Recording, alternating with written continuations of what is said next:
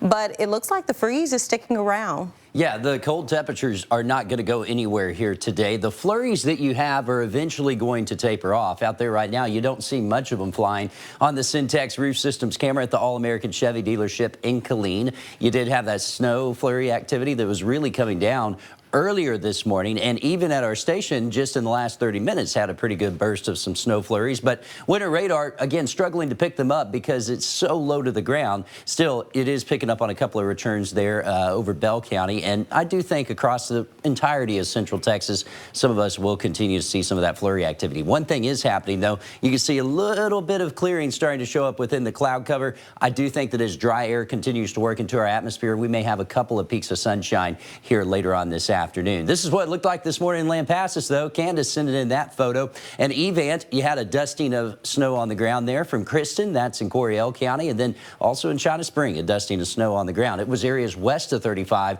that saw some of the higher accumulations, though they were minor. And visibility has improved, although a couple of spots still showing some lower visibility. That's where that flurry activity is in. The biggest story continues to be the cold temperatures. Extreme cold warning continues through tomorrow morning. We have numbers that are in the teens and the 20s even at this hour.